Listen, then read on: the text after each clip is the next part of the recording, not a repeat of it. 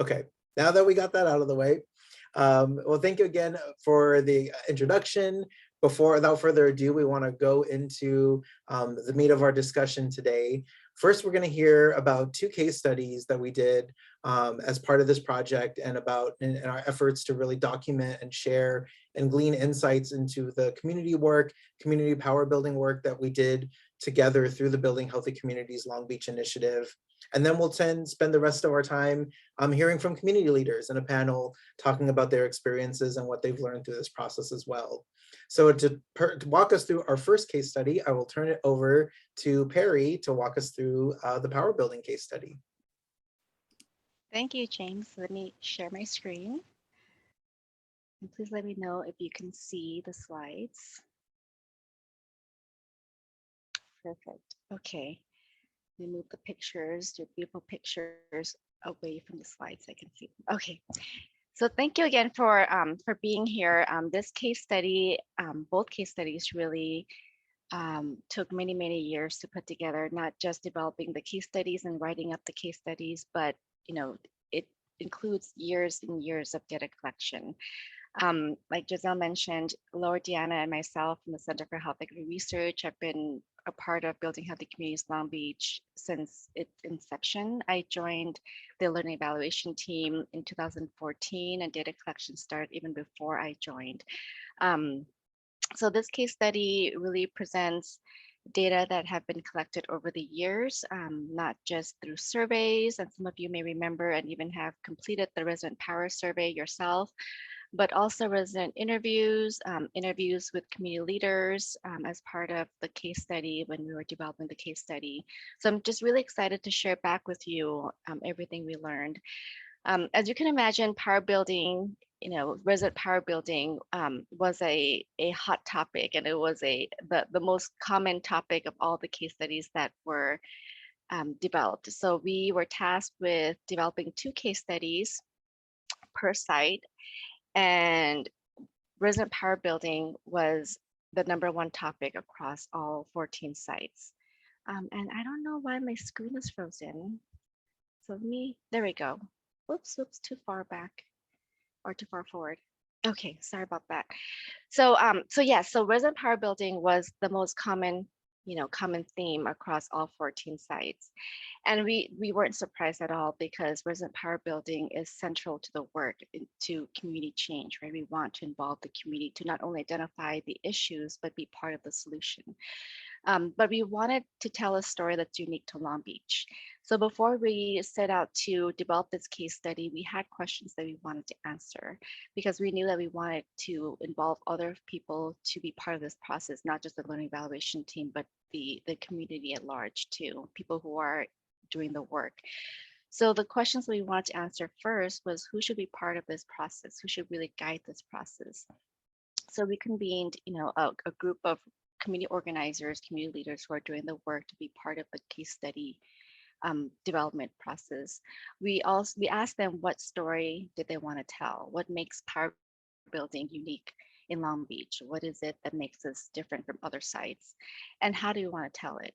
We had the option of doing a written case study and a video case study, and we chose both, written for this one, and the next case study that you'll see is in video form. So as I mentioned, we convened a meeting with community leaders, 6 community leaders who are doing the work, who are currently building resident power in various areas. And then we took part in a brainstorming session, and we asked them these very questions. What story do they want to tell? What makes it unique to Long Beach? And then we wanted to know also who else we needed to involve in this process. Who else should we speak with?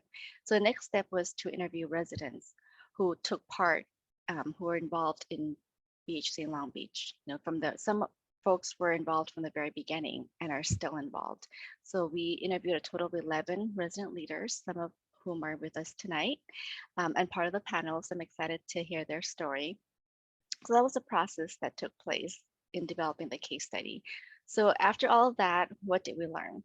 We learned that power building happens at multiple levels. right? So starting with the local level all the way to the federal and global level. And that this multi-level approach is not skill-based. So it's not that someone has to start at the local level and work their way up. It really is this level approach or multi-level approach is used to inform resident engagement activities and campaign strategies to address specific issues. So some issues need advocacy at the local level, while other issues may need advocacy at a state level, for example. So that's what we learned from our resident leaders and community leaders. So an example that was highlighted as local level resident power building is the Sidewalk Project. So you can learn more about this in the actual case study where we include more information. But this is an example of a local level um, activity or building power at the local level, addressing a hyper-local issue, which was a sidewalk that was incomplete at at a local park at Hudson Park in West Long Beach. So every morning, a group of Filipino elders, part of Filipino Migrant Center, would take a walk around the park Saturday morning, and that's how they would socialize and get in some physical activity. But they were forced to step down and walk on the pavement because a part of the walking path was incomplete. And this posed a risk for Filipino elders who had to step down and then step up when a car would come by. And as you can see in the picture below in the bottom left, there's a car coming. So then people would have to step up. And what ended up happening and what they were afraid of was that someone actually fell. It was a brother of a walking group member's brother who was visiting from San Diego, I believe, who actually fell and broke his hand. And that prompted the walking group to then advocate for this sidewalk to be completed. So it took years of advocacy, many of whom have not worked in this area before, did not know what to do in terms of advocacy and organizing, but they got it done. They asked their neighbors for signatures on a petition. They did this during their walks every morning. They strategized at the park after their walk, in living rooms, with leadership by the community organizer Alex at FMC. And they spoke out, they met with the city council member from their district, and they got it done. So as of today, the sidewalk has been completed. And now with the skills that they've learned and gained from this project, they're now able to address other issues that they see. So this is an example of power building at the local level because of the issue that they wanted to address. We also learned that power building can happen anywhere. So with the example of the Sidewalk Project, we had campaign strategizing meetings at the park after their walking loop. They did it in living rooms, but it also can happen in more formal places or more formal spaces like these more structured training programs that are part of building healthy communities in Long Beach. So these can be part of they're hosted by BHC Long Beach, or they could be hosted by a partner organization, but these are more structured programs. So it could happen in both formal and informal spaces. So in the case study, we highlighted the Cambodian Advocacy Leadership Institute, or CALI, as the more structured approach to power building. So this was a 9-month program that was funded by the California Endowment, started in 2013. And it was of course, a skill building training program in terms of empowering residents to take part in the decision-making process, to advocate for more resources for the community. So those who engaged in this 9-month program, gained skills in leadership and advocacy and organizing, and also more knowledge about the decision-making process. Who's part of this process, who should they contact for certain things. And in 2015, members actually advocated for a Senate Bill 291 that, if passed, would have increased access to mental health services for communities that suffered trauma related to genocide. Unfortunately, it did not pass, but because of that experience, those who went through this program have the skills now to then advocate at a regional level. So this was this story was an example of building power at the regional level. So these formal spaces, the Cali and other training programs affiliated with BHC Long Beach, such as Long Beach Rising, Boards and Commissions Leadership Institute, they make up the leadership development, resident development pathway, or resident leadership pathway, I'm sorry. And this pathway is designed to guide residents through a series of training programs with the goal of building capacity to engage in decision-making spaces. So these can include school site councils for those who want to be more involved at schools. It could also include being part of boards and commissions at the city. So having a role with the city and influencing decision-making at that level. So those who go through this process start off at on more local issues, and there's the example here that we have is the People's Planning School that takes place at local parks and then moving their way up to more topic-specific training programs that are offered at our partner agencies. An example of this would be, Housing Launches training program, for example, to really work on renters' rights. Another example would be the Fighting for Life Academy at East Yards, for example, for those who are interested in environmental justice. So we have this leadership pathway for those who want to gain more experience. So to understand how these more formal training programs contribute to changes in leadership and advocacy and organizing too, we developed a leadership development survey. So this survey was developed by the Center for Health Equity Research in collaboration with Long Beach Forward and administered to those who went through this process. So we want to know, changes in knowledge about decision-making processes, and also their ability to analyze information, improvements in leadership skills and organizing skills. And we saw that there were significant changes where those who took part in these training programs, 90% reported increased knowledge, for example, of how decisions are made, both local decisions, regional level decisions. 80% reported increased ability to analyze information, knowing how policies would impact not just them, but their community, for example. 80% report improved leadership skills and organizing skills. So we did certainly see changes, significant changes in participation in these training programs. So we learned that building healthy communities, Long Beach partners have played a key role in resident power building. And this, of course, comes at no surprise. So partners are the ones who are building power, right? So they're the ones who are creating opportunities for residents to be involved, not just at the local level, but the regional level and at the global or national level too. So, for example, at the more national and global level, we highlighted East Yards and their work on climate change and environmental justice as advocating at the national and even global level, because of course that climate change affects us all. BHC partners provide formal training programs, such as the ones that I've mentioned previously, to engage residents who are concerned about specific issues like renters' rights. Others who are not providing specific training programs or the more structured training programs, or providing campaigns and coalition opportunities for residents to continue building resident power. So they might not be a structured approach, but they serve as volunteer opportunities to continue building power and gaining skills in leadership and organizing.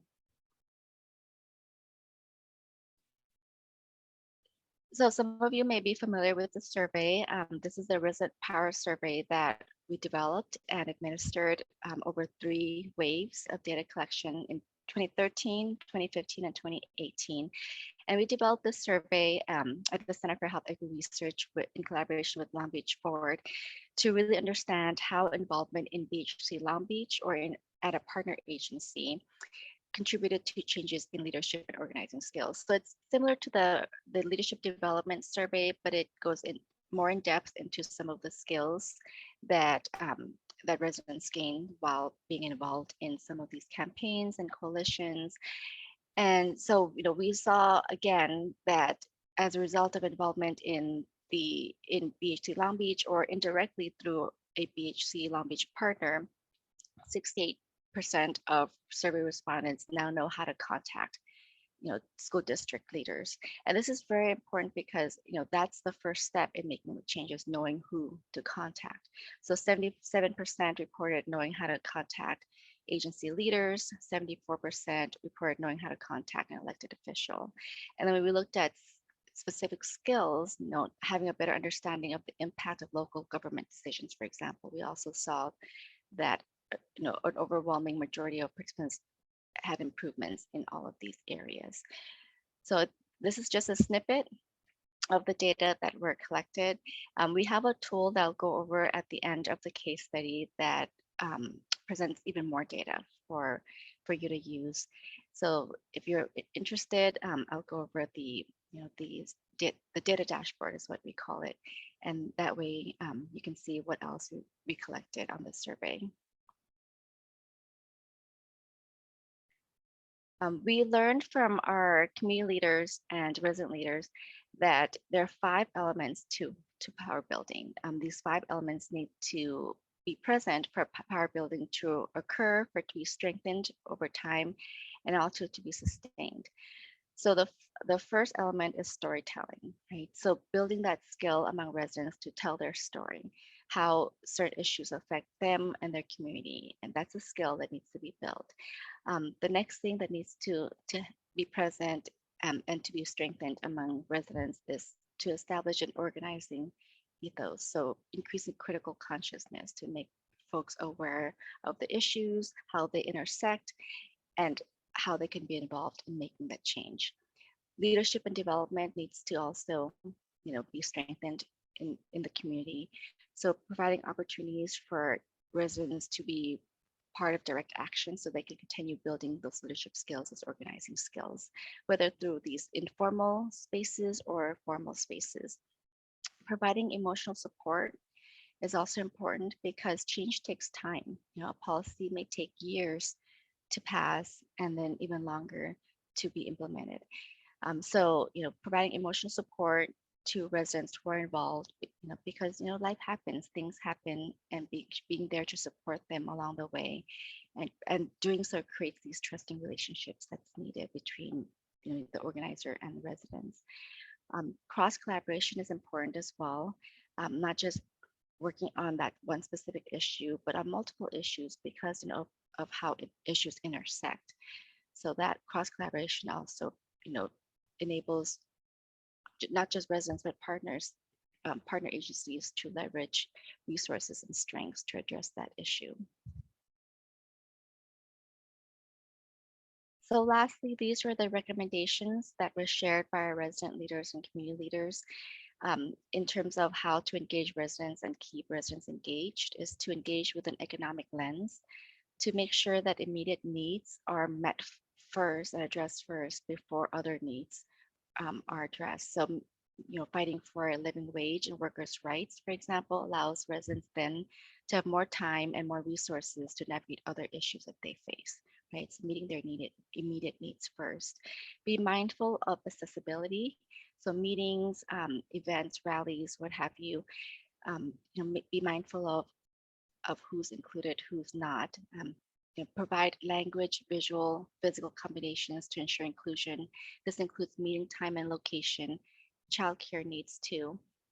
Leveraging resources and knowledge, right? Cross collaboration, like I mentioned earlier, allows folks to work on multiple issues that may intersect.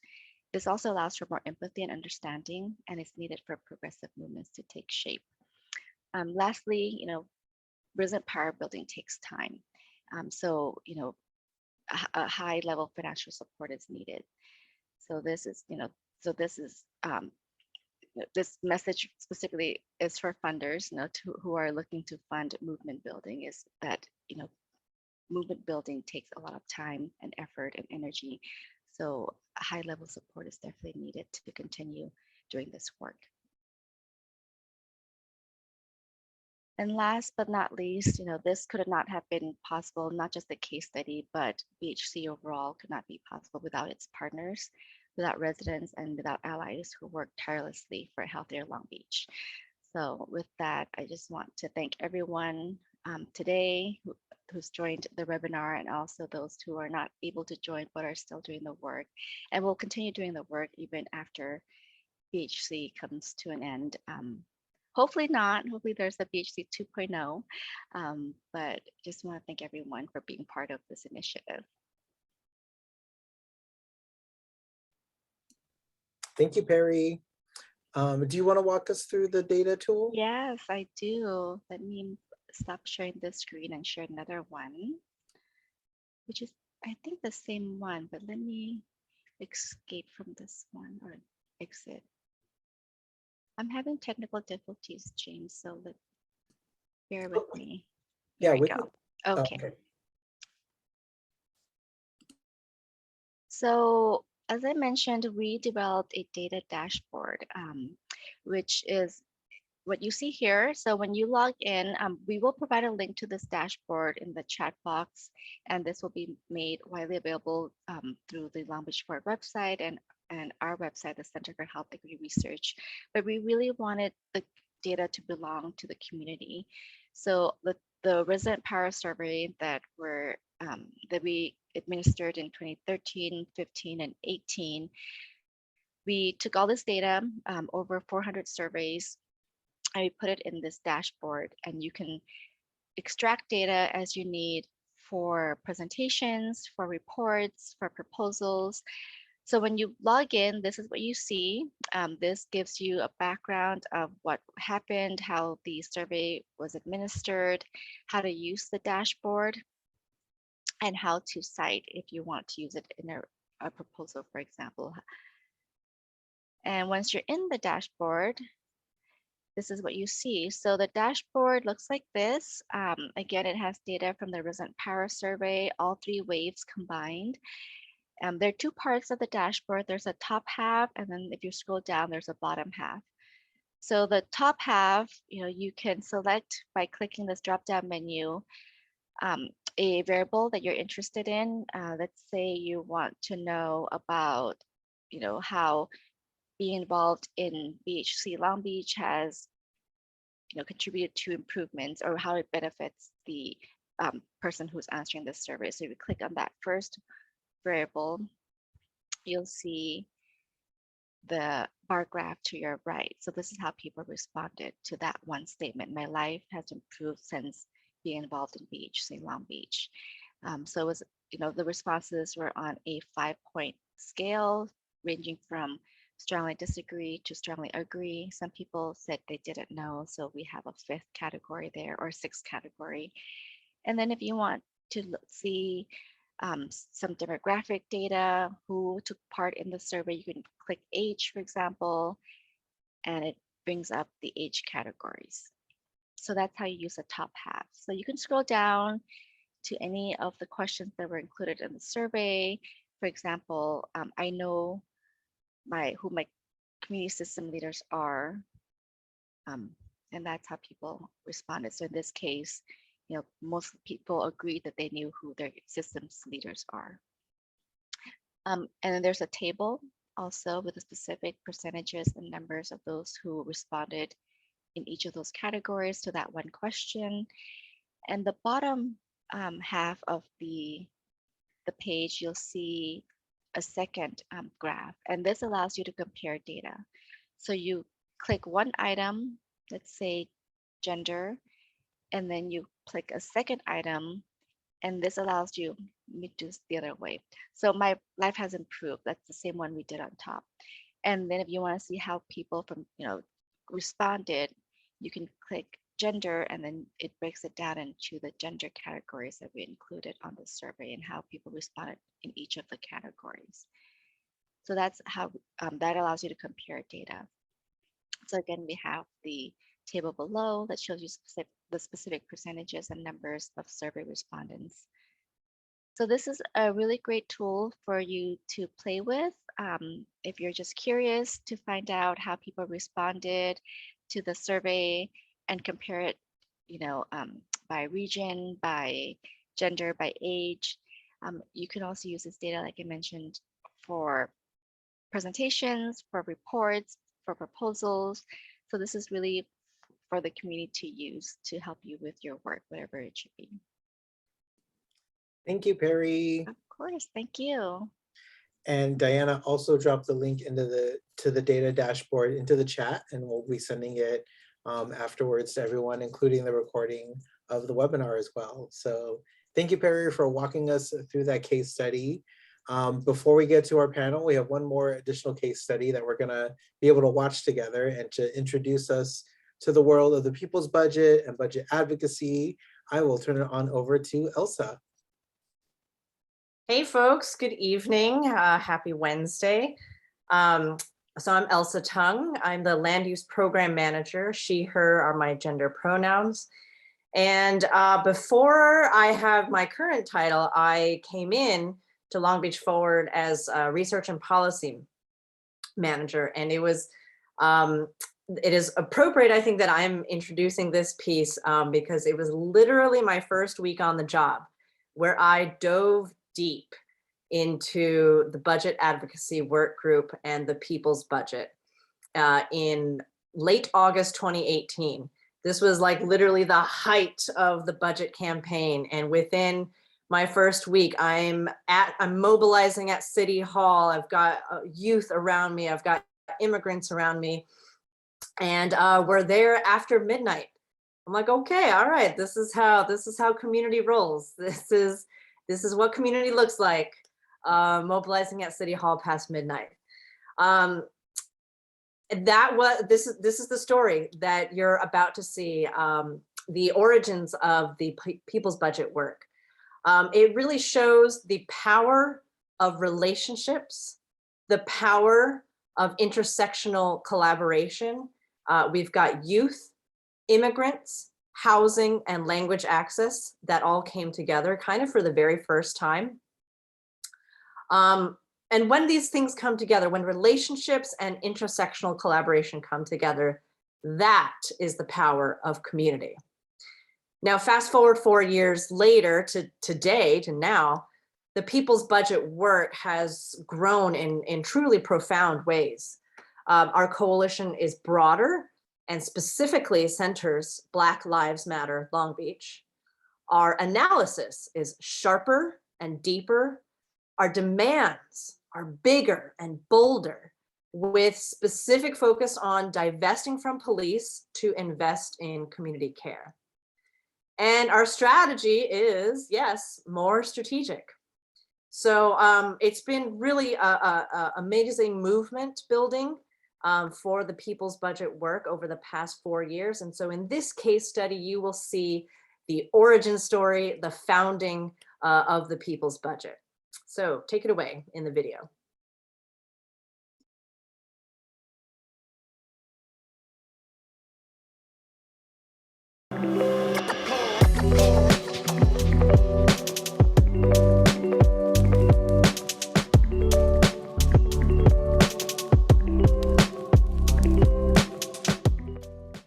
Yeah, the budget advocacy work group came to be because of like people's necessity and I think communities' need for investment.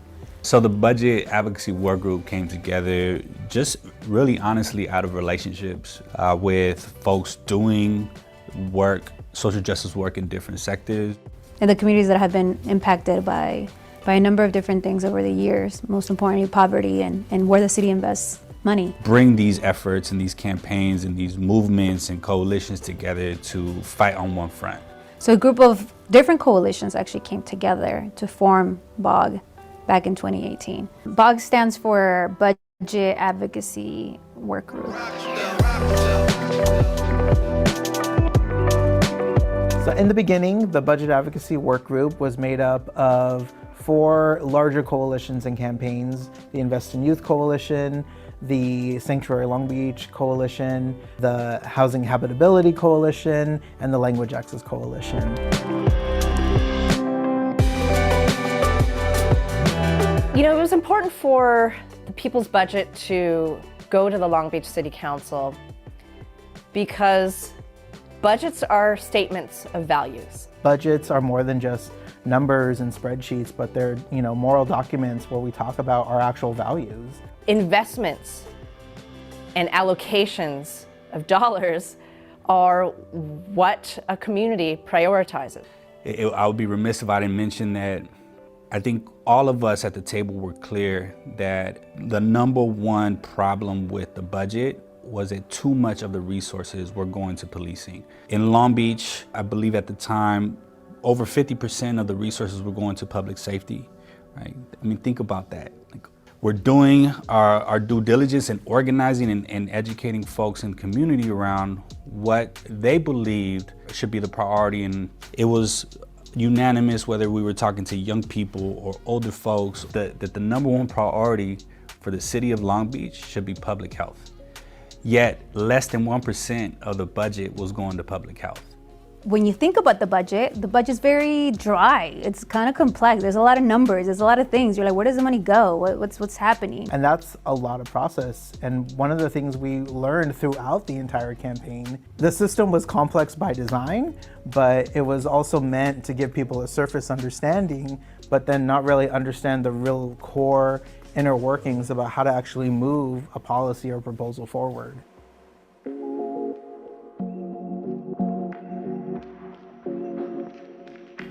As community organizations that got involved in the BOG, we wanted to make it accessible to community, for them to be able to digest it, right? For them to learn who is part of the budget oversight committee. We came to find out that the most affluent districts were involved in the budget oversight committee. This was our opportunity to really start moving those conversations and those ideas into a very public realm, that we could actually have real concrete conversations about what does it look like to put equitable spending on the table and invest in communities. Our goal was to have it accessible to community in many ways, right? And the way that we did that was like by doing teach-ins, where we talked about the budget, we talked about where the money was going, we broke it down for folks, and then we told them this is how you can get engaged, right? We did a lot of visioning and bringing folks to the table about, what's the work that you've been working on for years. We figured out what would that vision look like, and we came up with a plan for a press conference and an entire proposal called the People's Budget. We laid out all of the budget oversight committee meetings, all of the city council meetings, all of the districts, and we met with every single council member. We went to every single budget oversight committee meeting, and we went to every single council meeting. We had everyone from young people, high school students, all the way up to seniors who were impacted by housing issues, and everyone in between, even across racial communities, across different income spectrums. People who were really passionate about geeking out about public financing and budgeting, but folks who said, I don't really care about that, but I know that my community is severely lacking in terms of resources, and I care about this. Having community members that don't speak the language in a process that is not accessible to them, in a place that is not friendly to them. Like this is this is how it works. Like people don't realize that, but city council starts at 5, you don't get to give public comment until like 8, 9, 10, 11, and you have community members be there present. Even if they just had work earlier that day, the kids have homework, like they were there with their kids, giving testimony. I remember meetings that we did one-on-one with city council members and bringing community members where people cried because these were such hard conversations, and knowing where our decision makers were at, whether they were with us or whether they were against us. There were certainly some council members that understood that, right, and that aligned with our values and our vision. I think I'll speak for issues surrounding around the Invest in Youth campaign. Rex Richardson was our strongest champion.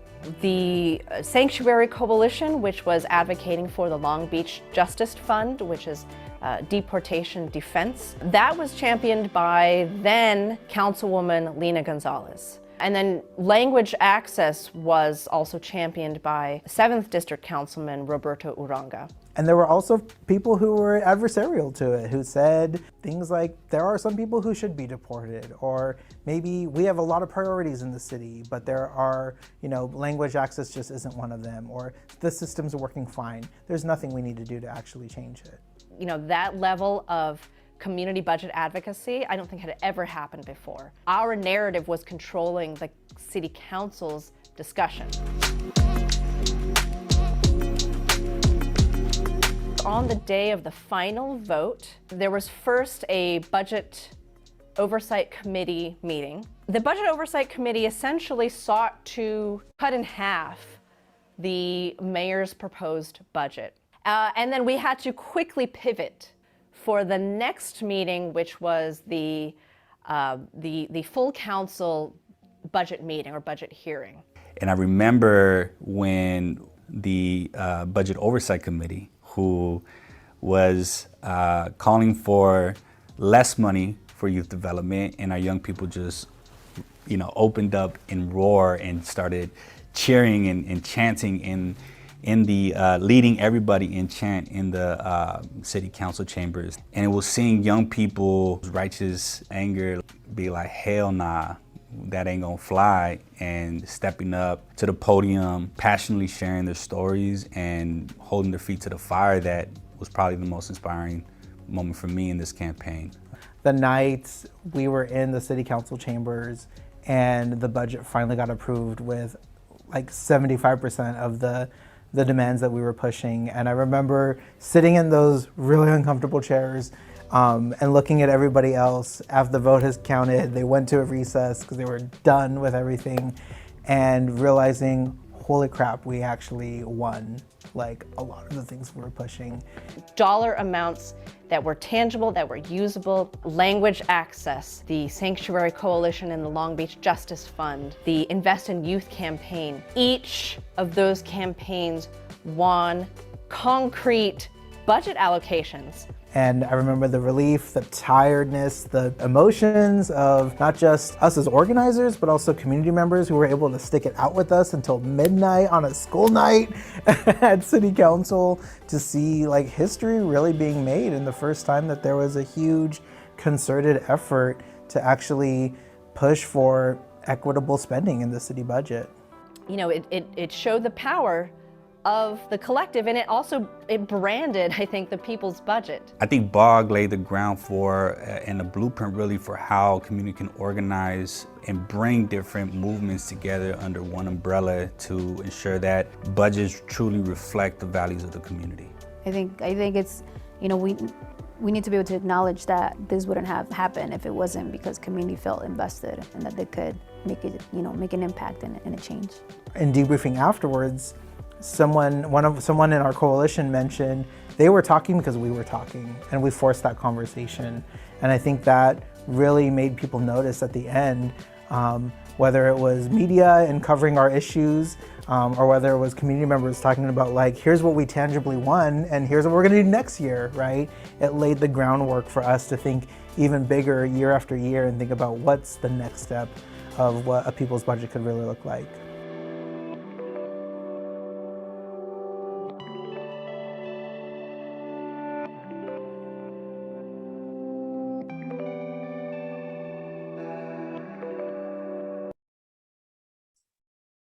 All right, folks, I saw some of y'all engaging as the video was going on. And I think I just want to take that like beautiful feeling of us actually feeling like, hey, these were tangible wins.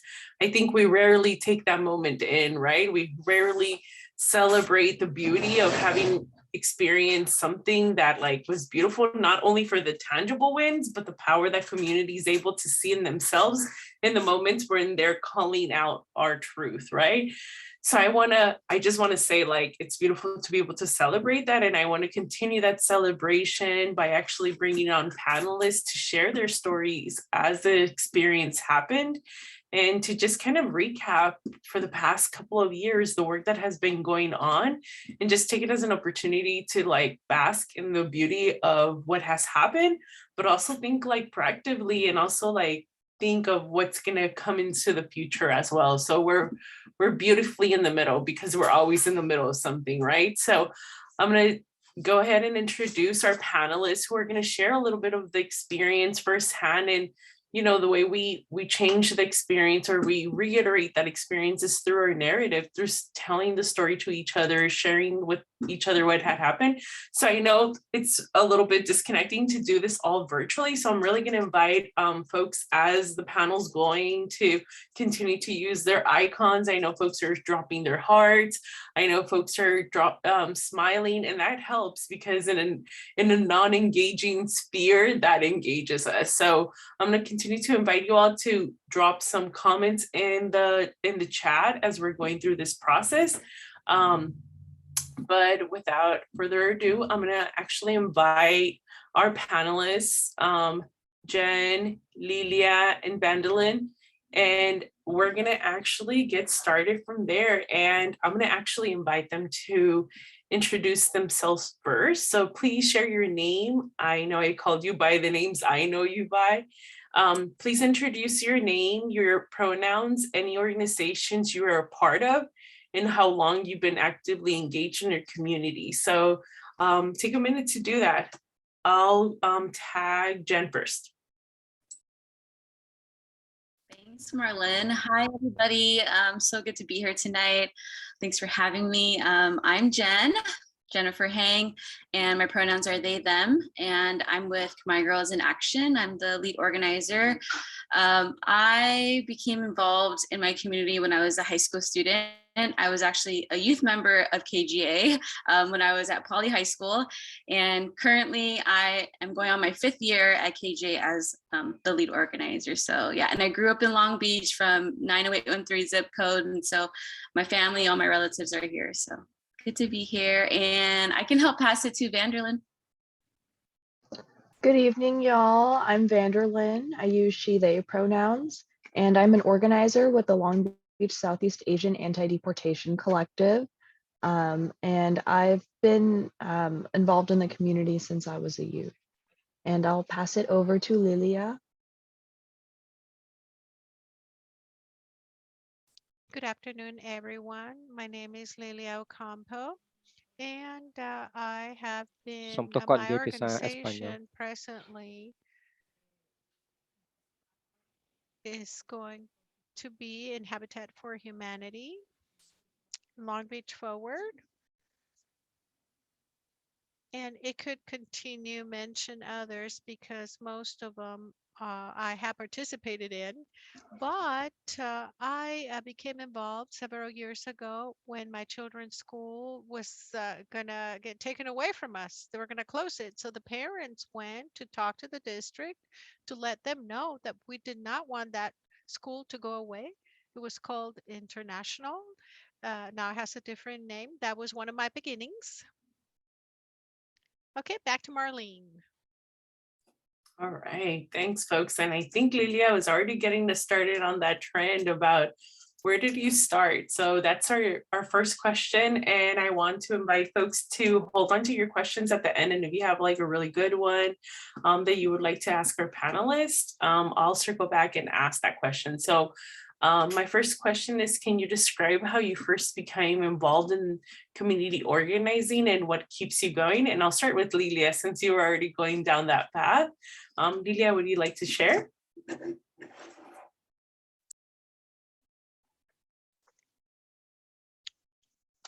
Well, like I already said, I started there. That was one of my beginnings. And I had a lot of participation for a long time in school, in organizations like YMCA. They always had a partnership with my children's school or other parents or translating during the parents meetings or when the teachers were offering programs. And I was trying to involve other parents. Y Lilia, la segunda parte, I'm sorry, it's kind of hard to not toggle back and forth. Lilia, the second part to the question is, and what keeps you going? What keeps you involved in this work? It's definitely not easy work, so what keeps you going?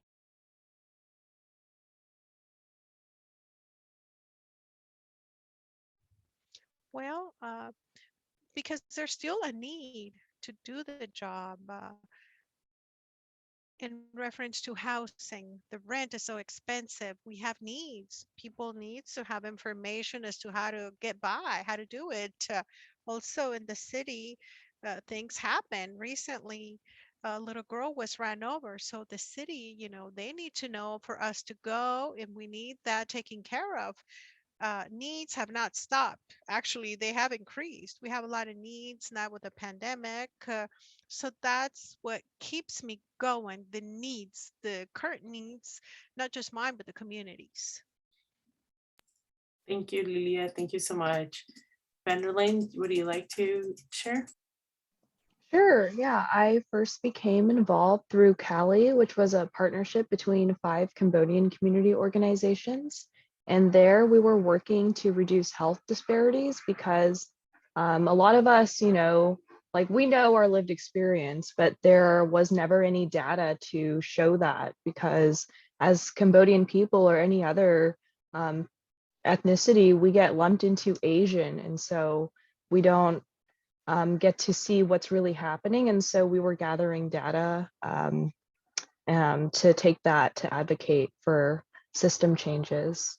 And I'll pass it. Oh, and what keeps me going is the joy that I feel knowing that my actions can make a difference and positively impact other members of the community. And I'll pass it over to Jen. Thank you. I'll start off with the second question. What definitely keeps me going are the daily ways I see myself in my community healing. And that's just not through our campaign wins, but the fact that we are able to show up still every day. It's like, oh, we're committed and we want to see this and we want to be agents and part of creating change. And so I think that's what keeps me going every day. And when I got involved in high school, oh man, years ago, I think one of the first actions or issues we organized around was Proposition 4. I think that was in 2008. That was it would require parental notification of minors who sought to terminate their pregnancy. And we saw this as a direct violation of young people's reproductive rights and control and choice over their bodies. And so as a youth and gender justice organization, this was something that directly impacted us.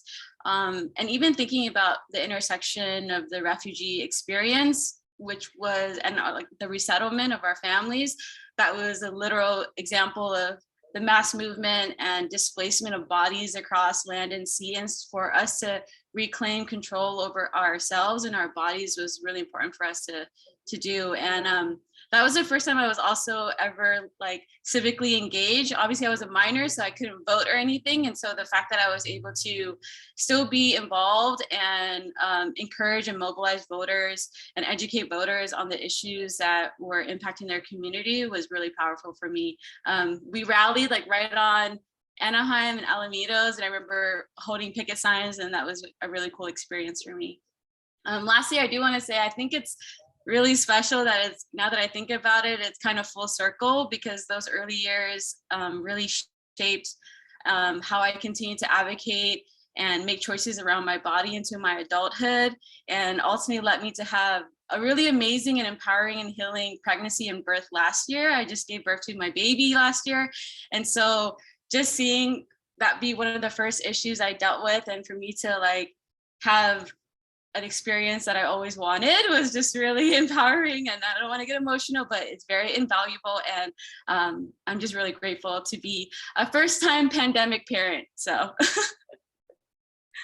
Hey, blessings to the seeds that are being created as we're creating change.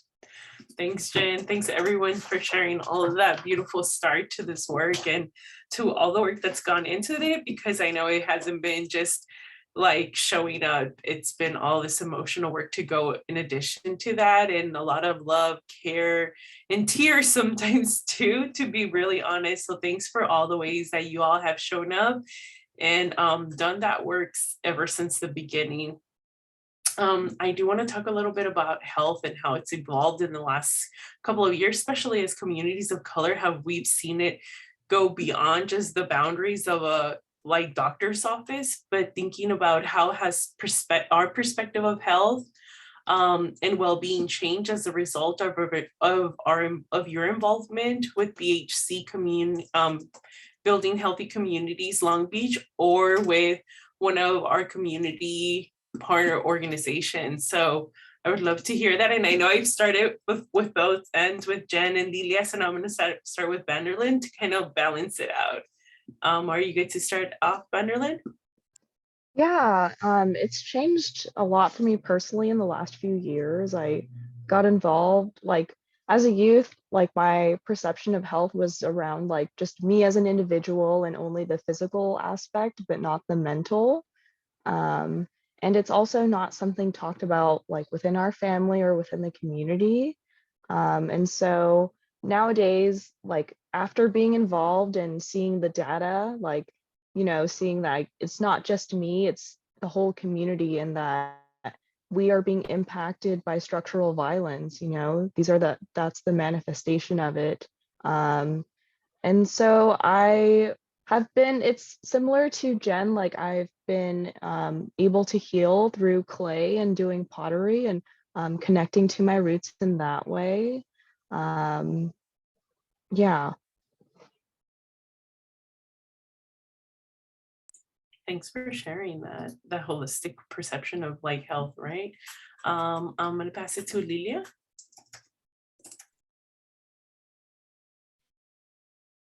Thank you, Marlene. Well, on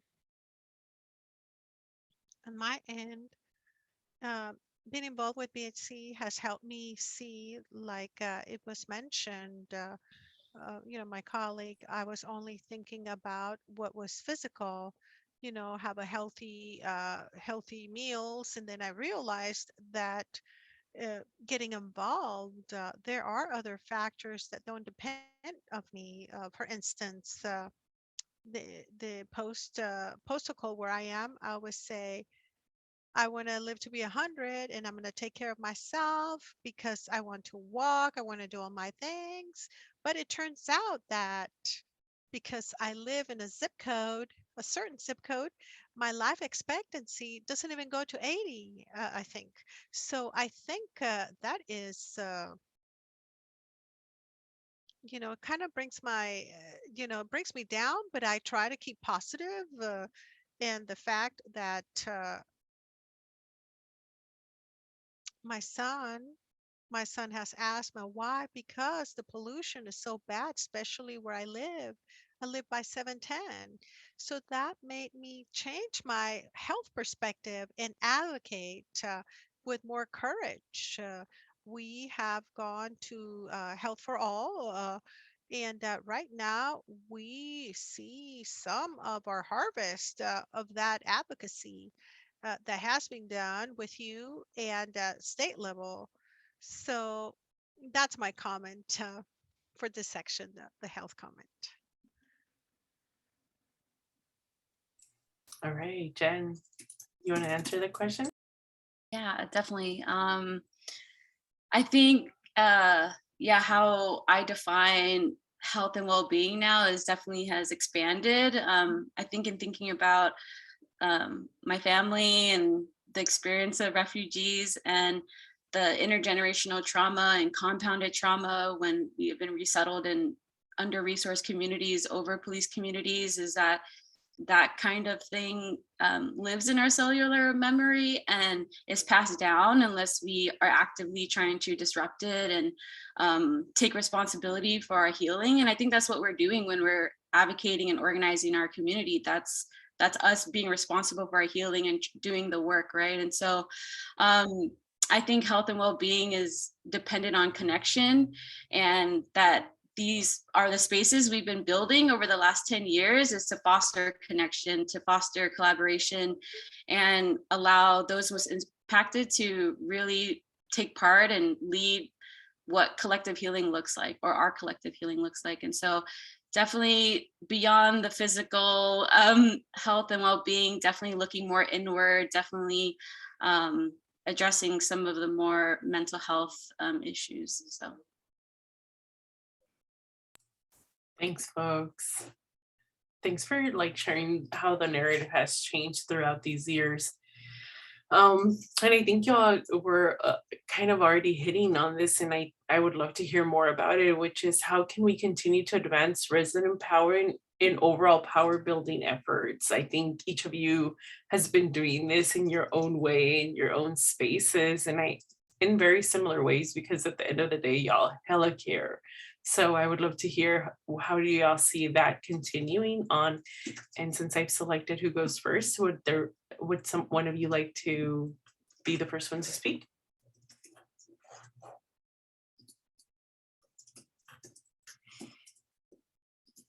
I know you're not shy. You're stepping back. Okay, Lilia. Okay, I can go if you want. The power can build with support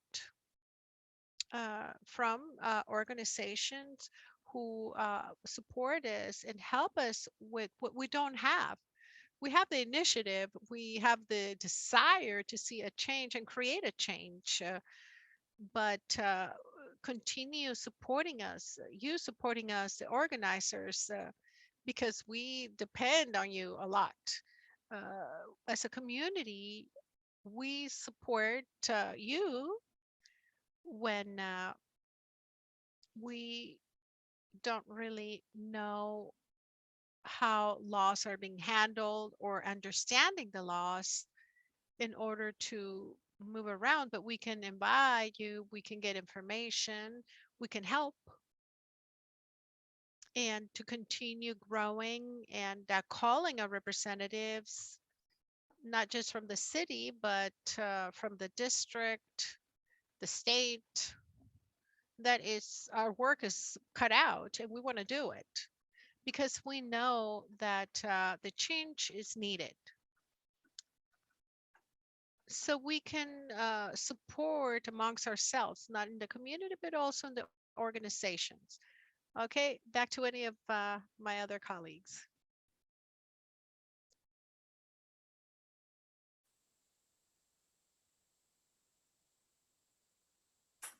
Either of you want to take the lead? I really appreciated what Jen was just saying about connection and like that, like how we continue building power is like honing in and going back to our roots, like as Black, Indigenous, and people of color, like it's in our nature to be communal and look out and uplift one another. So honing in on that, but also like Lilia was saying, continue organizing and taking action and putting pressure on our representatives because the changes do come when we use our voice as a community, as a collective. Thanks. And yeah, I mean, there's a couple of things I would love to add in terms of like campaign work and all that kind of stuff. But I think in general, I think the way that we can continue building power is we're able to continue to invest and believe in one another's capacity to change and transform.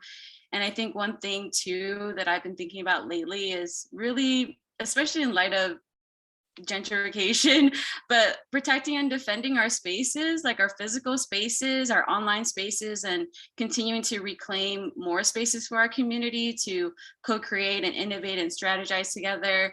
I think in a few days ago, Joanna from Long Beach Forward said something about demystifying the Civic Center where City Hall is, right? And reclaiming that space, because that's public space and we need to be able to take up those spaces and come together as a community.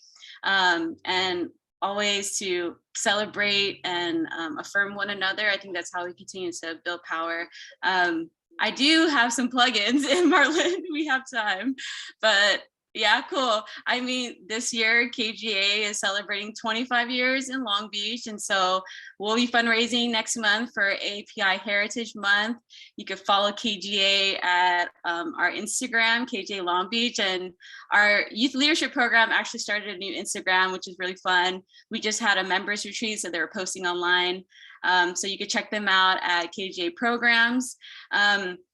I think one of our biggest kind of recent developments from our Invest in Youth campaign is our new youth development office, Office of Youth Development, that's currently housed in the Office of Equity, which is a brand new office in North Long Beach. And we are beginning to implement the youth strategic plan that was passed. I don't remember last year or the year before, but exciting is that there is a youth advisory council, which is helping to oversee the implementation of the youth strategic plan. So they're accepting applications for young people ages 16 to 26 who live in Long Beach that want to have a paid seat on the council and to help make decisions and shape what that looks like. And so we encourage, if you know young people who want to get involved and be like directly overseeing some of that work, that'd be amazing. I can share the link, or maybe, oh yeah, I'll put it in the chat. But yeah, thank you. Thanks, Jen. And I would like to open it up for our other two panelists, if y'all would like to wrap it up, begin with our closing thoughts or plugs or calls to action.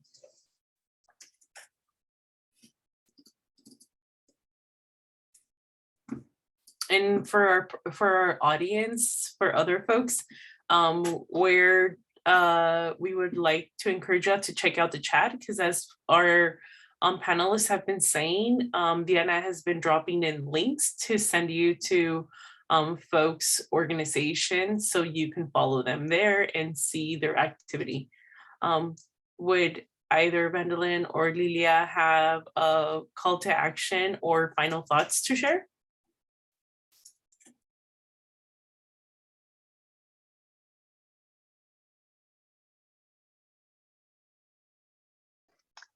You can follow and support our collective, the Long Beach Southeast Asian Anti-Deportation Collective. We're on Instagram. A couple years ago, we were able to free community member Rot Mai Thong from ICE detention. And that was the first victory we were able to get in decades. And since then, recently, another local community member, Vitia Young, has been freed. And so we'll be working on their pardon campaigns and would love your support. And I also create ceramic donut pipes as a way to support the collective and my own healing, if y'all are interested in supporting that as well.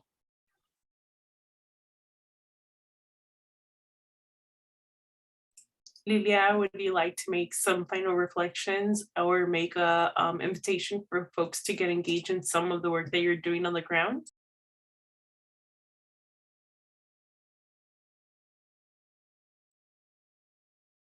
Thank you, Marlene. Well, first of all, thank you for this opportunity.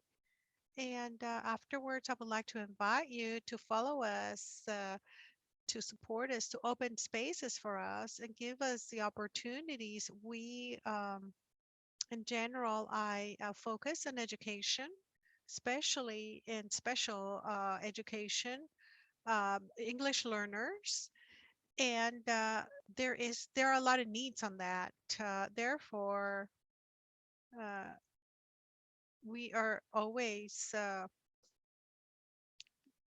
with now these legislative days, we can pass measures to support the English learners and special education students, because some of them have been in the system for more than 5 years and they should have been reclassified before, and that is going to affect their opportunities, their academic opportunities in the future.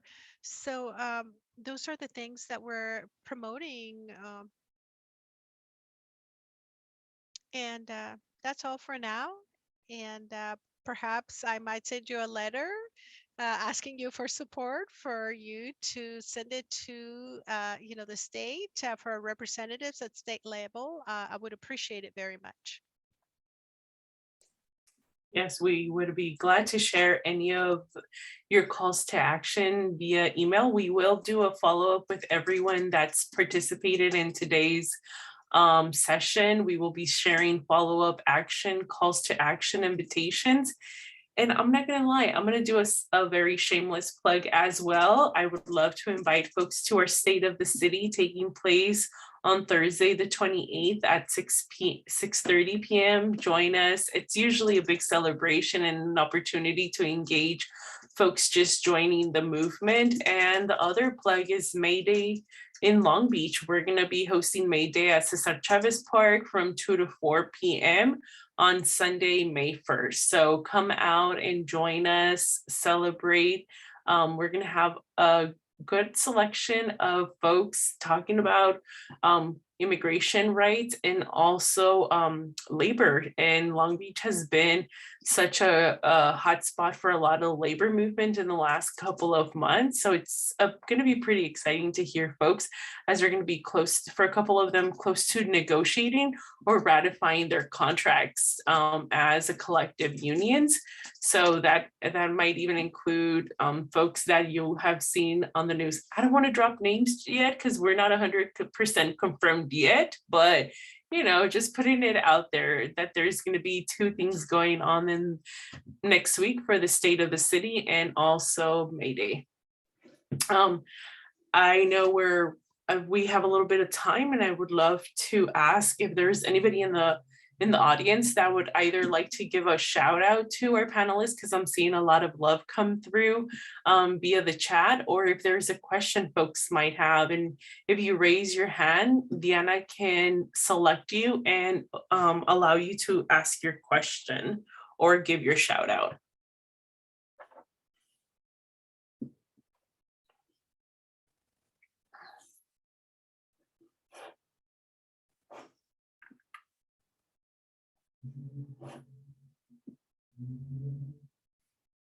I don't know, it seems like y'all just like to stare. We might be so missing each other in person that we're okay just staring at each other. I'm okay with that too, because I haven't seen some of your faces in close to 2 years at this point. Oh, I see Deborah saying that y'all are a treasure to Long Beach. Thanks, Deborah. Thanks for the shout out. Lindsay gave a shout out about folks being an inspiration.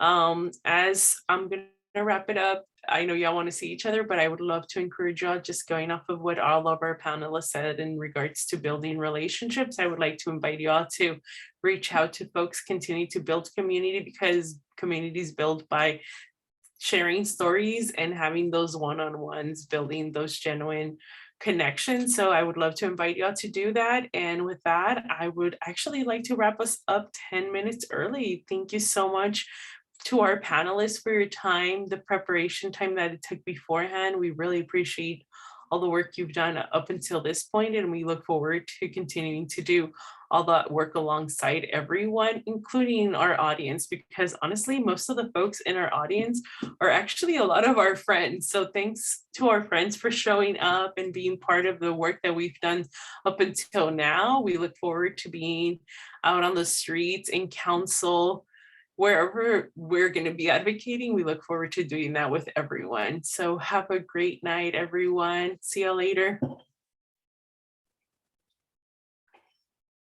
Can you mute? Thanks, everyone. We'll be following up shortly with all the links to everything that we presented today, and look forward to seeing you all again soon.